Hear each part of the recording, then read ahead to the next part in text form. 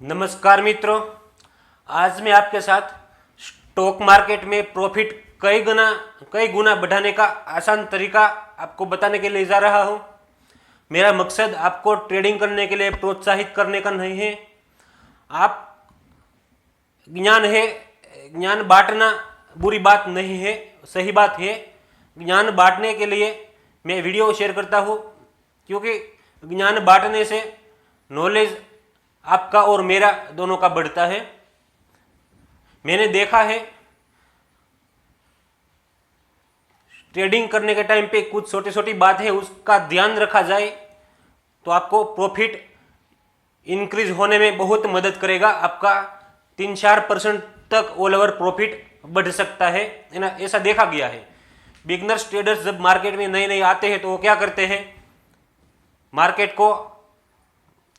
Market को समझने के लिए, मार्केट का एनालिसिस करने के लिए वो ब्रोकर प्लेटफॉर्म है उसकी कंपनी में सही लगता है, वहां पर अकाउंट ओपन कर लेता है।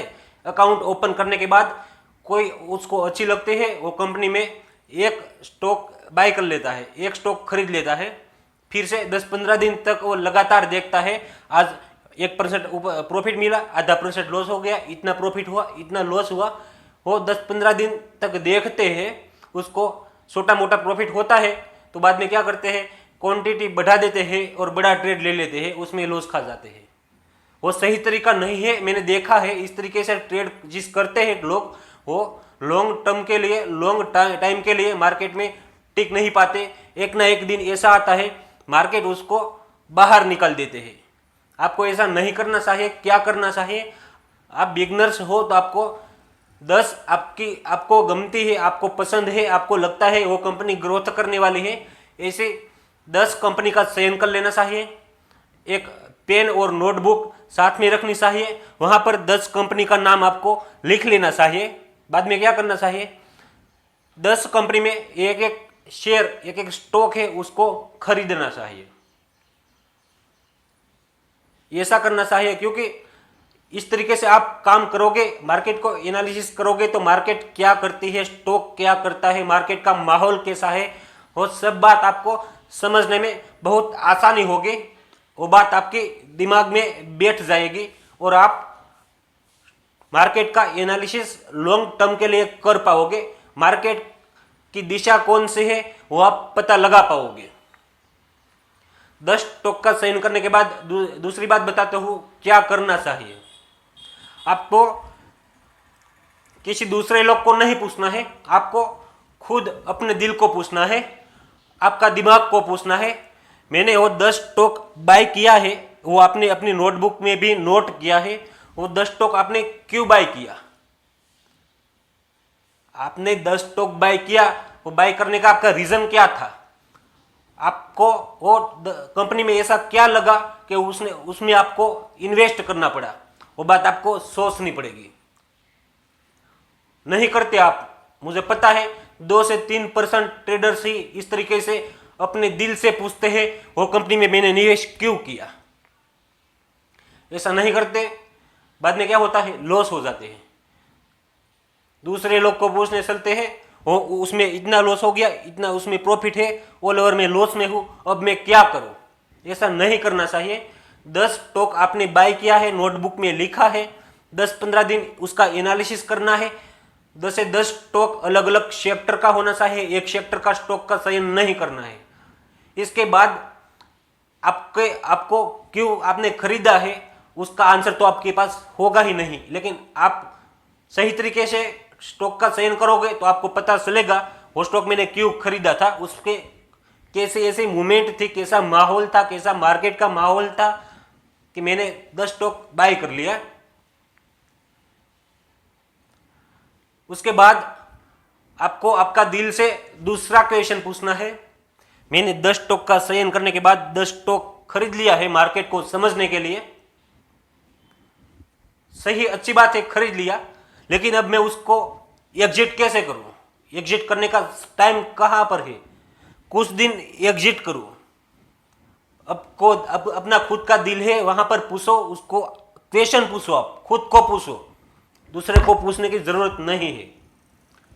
एग्जिट करने का टाइम पता लगाओ। तीसरी बात यह है,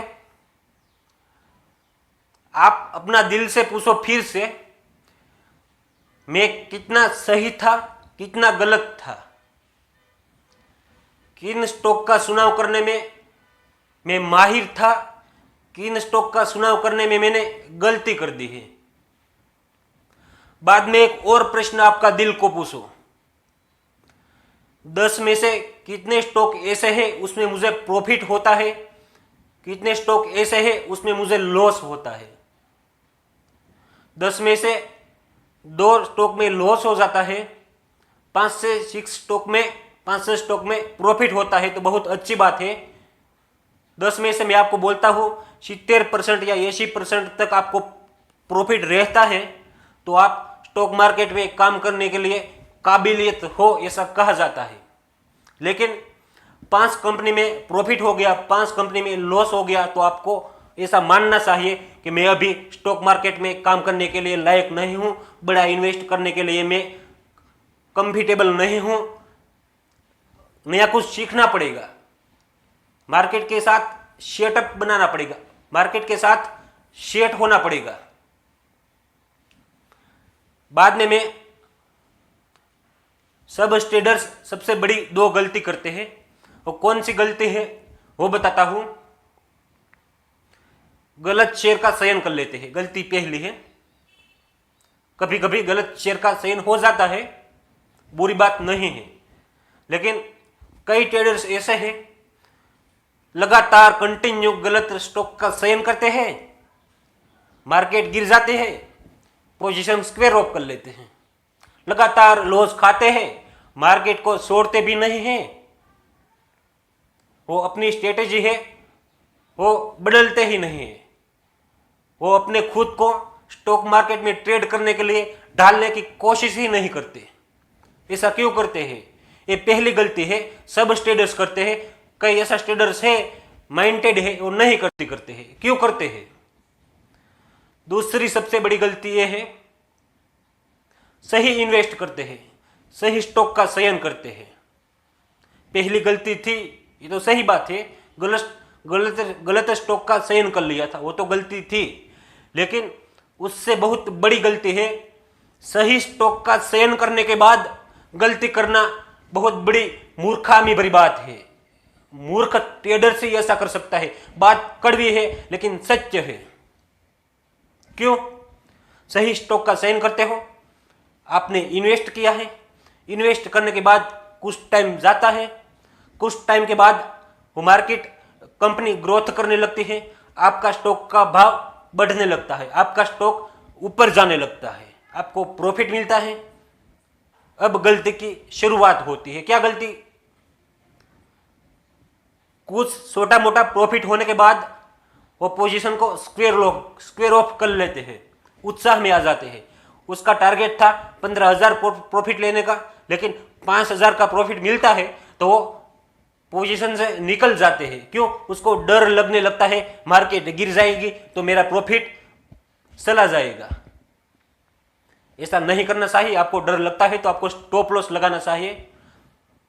मैं आपको एक किसान का एग्जांपल देकर बताता हूं। वो अपनी खेत में 2 पौधे लगाते हैं, छोटे छोटे छोड़ का पौधा था, 2 पौधा लगाता था। आप मान लीजिए वो आम का पौधा था। एक ही दिन, एक ही टाइम, एक ही खेत में, एक ही जमीन पे पौधा लगाकर एक ही कुआं का पानी पाया था उसको। दोनों छोड़ टाइम जाने के बाद अपनी अपनी एनर्जी लगाकर, पर्यावरण की एनर्जी लेकर, सूर्य प्रकाश को ग्रहण कर कर ग्रोथ करने लगते हैं। एक सोर्स था पहला, उसको ए नाम देता हूं, दूसरा सोर्स था उसको बी नाम देता हूं। पहला सोर्स था वो कुछ टाइम बाद अपना ग्रोथ रुक देते हैं, ज्यादा ग्रोथ नहीं कर पाते, इतना ही सोड़ बड़ा हो जाता है, बड़ा हो पाता है।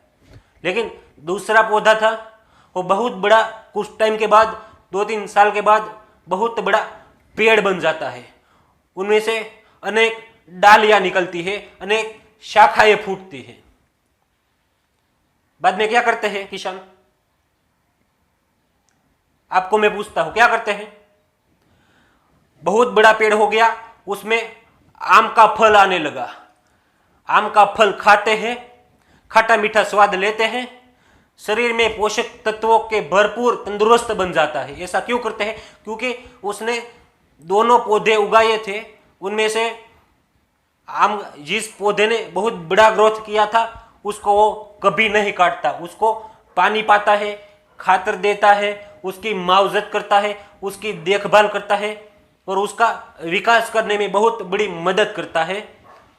और पहला पौधा था, उसने इतना ही ग्रोथ किया था, ज्यादा ग्रोथ नहीं कर पाया था, तो किसान वो छोटा पौधा था उसको काट कर निकाल देते हैं।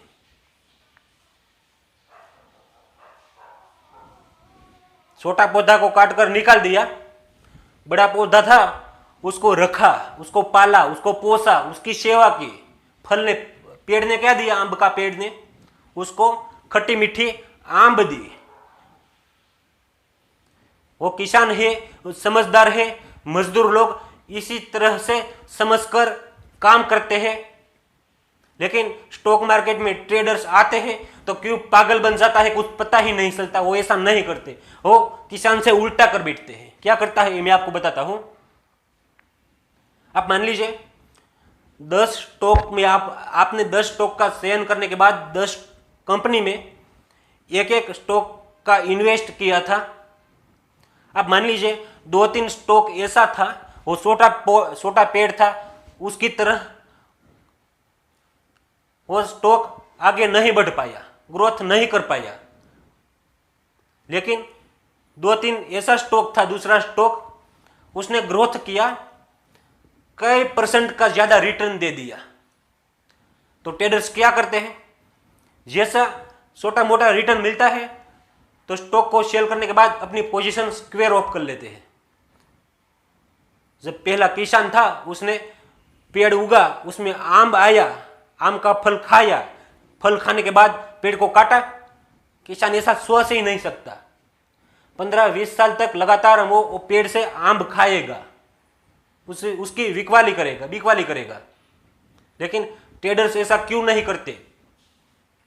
आप मान लीजिए आपने जिस कंपनी में इन्वेस्ट किया, वो कंपनी ने आपको रिटर्न दिया, बहुत सारा रिटर्न दिया, तो वो कंपनी को आपको देखना चाहिए, उसका फंडामेंटल एनालिसिस करना चाहिए। क्योंकि वो कंपनी सही है, अच्छी है, उसने बड़ा पेड़ की तरह विकास किया है।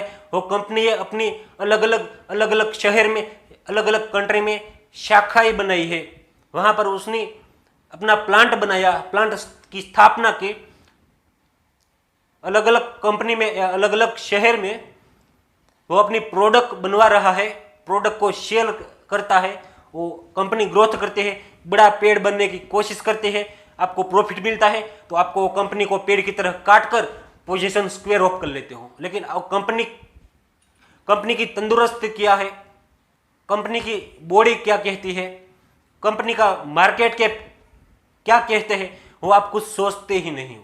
वो गलती आपको नहीं करनी चाहिए। जिस कंपनी आपको अच्छा रिटर्न देती है उसका आप एनालिसिस सही तरीके से करते हो, वो कंपनी का माहौल अच्छा है, वो कंपनी में काम करने वाला है वो अच्छा है, वो कंपनी की प्रोडक्ट है उसकी डिमांड हाई है, तो आपको उसमें से पोजीशन स्क्वायर ऑफ नहीं करनी चाहिए। लेकिन कुछ छोटी मोटी कंपनी थी, 2-3 कंपनी थी, उनमें से कुछ कंपनी ने बहुत रिटर्न दिया लेकिन बहुत कम रिटर्न दिया, और कुछ कंपनी थी उसने छोटा मोटा लॉस दे दिया, उसको निकाल देना चाहिए। प्रॉफिट वाली कंपनी है, उनमें से 2-3 कंपनी में मान लीजिए आपको प्रॉफिट मिला था, तो 1 या 2 कंपनी में, 1 या 2 स्टॉक से आपको निकल जाना चाहिए। एक ऐसा स्टॉक आपको लगता है बहुत बड़ा बनने वाला है, उसको रखना चाहिए। वो छोटी छोटी बात है, उसका आप ध्यान रखोगे तो आपकी ट्रेडिंग जर्नी में प्रॉफिट कई गुना तक बढ़ा सकते हो। वो बात काल्पनिक बात नहीं है, बड़ी बड़ी बात नहीं करता हूँ, वास्तविक है, वो बात मैं आपको बताता हूँ। ऐसा करना चाहिए।